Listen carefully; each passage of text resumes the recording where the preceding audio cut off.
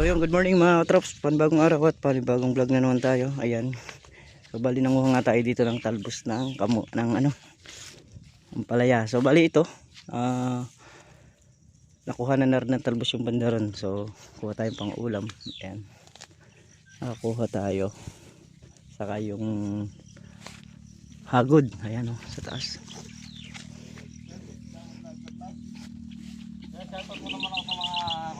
Shoutout kay Boss Ambet. Ayan, anong buto yan? Bagong lawas na. Bago. Ayan. Unigine seed. Unigine seed. Mga style. Wato, okra pero pagka namunga, palaya. Ah, ganon. O kaya bago rin eh. Kaya nga bago eh, di ba? Kasi pagka bago eh, okra pa rin kung ano eh. Kaya bago to. Kumain ka na ba? Hindi pa nga eh. Kulang pa sa gamot Shoutout sa mga kakon dyan. Ayan. Oh, hindi pa, yan. Ayan. Shoutout daw sa mga kabilyarista niya. Ayan, dito ngayon dati tanim nito ang palaya. Ngayon, talong. Ayan. Ayan.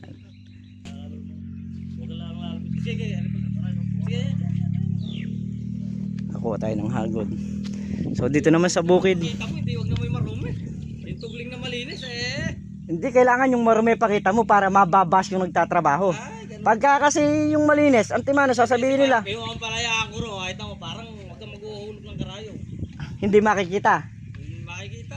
Makikita mo yun, nakatusok sa paa mo. Ayun nga, tatapa mo yan. Para makita mo.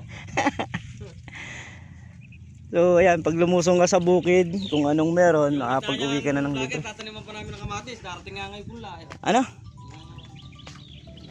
Darating pa namin ng kamatis. Yung pagitan. Yan ka lang tanim na yan. Kailan ka tatanim? Darating din pula, pasangay, nalanganin pa. Kailan ka nga tatanim? Tutulungan kita. Ay, hindi ko pangalan, nag-iisip may pangalan ng pagtamo. Tara na. Pangalan ay binhi eh. Mukain na natin. Pagdating ng bini, sasalpak na lang. Yan, kamatis daw tatanim dito. Saka ano rin dito eh. Kailan ka ba magkakakuryente? Malapit na, na-estila na no? Ha? Nag-estila na nga. Ba? Oo, na-estila na ka. Ako ba? Oo. Ay, breaker room. Ayun o. Oo nga no. Ba't di mo sinabi sa akin?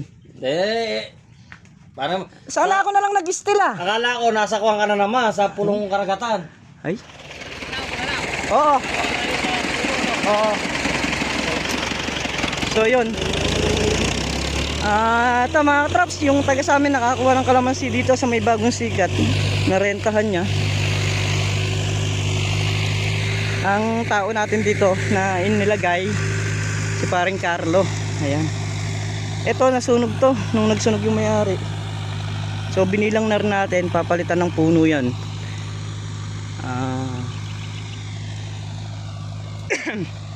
Sa porsyento naman ang pag-uusap is 25%. Merong bigas na kalahating bulto kada buwan. So ayun, kukondisyon na lang ito tapos pabubungayin. Tapos may ilang itatanim dito ng bago, nasa 100 puno. Tapos yung sa may likuran nya is tatamnan ni paring Carlo ng halaman o ampalaya. So yan, ito yung mga nasunog na parte. Ito kagaya nito mga katrops, okay pa to, mabubuhay pa to, pero maganda na may puno nya. Ayan o. So syempre dahil napabayaan ng may-ari, di natin may iwasan yung mga baging, no? O, alam nyo naman ang kalaban ng kalamansi, itong mga to. Ayun, may bulugan na akong nakitang ilang piraso, puputulin na lang ni paring Carlo yan. So yan, trucks. So yun mga trucks, bali na stable na nga. Napagalad-gara na nga natin. Lumitaw na yung kalamansi, yung ganda ng kalamansi, no? Edad 3 years yung kalamansi mga katrops. Nasa kulang 1,000 puno. 1,000 to. So meron yung parte na mga nasunog doon, kaya siyempre mababawasan. Oh. Kaya hindi ganun karami na dahil nga may mga nasunog na puno na. Pero ito kaya kailangan na natin si ano dito, si Mamboy. Papaararo natin to. I-sprayin muna yung mga pagitan nito tapos paararo.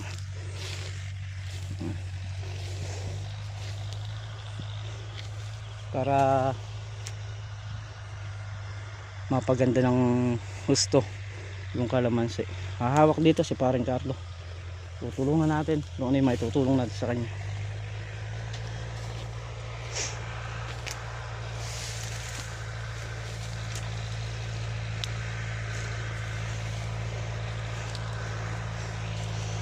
Ito kukondisyon na lang 25% yung ano porsyento.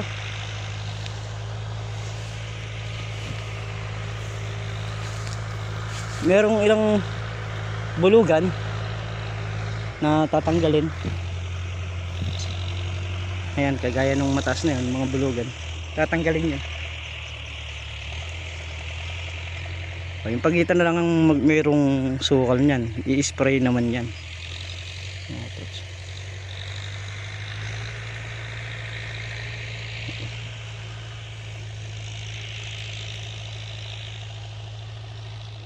So yun mga katrops, bali ito yung bagong service ni Paring Carlos sa bukid. Ayan.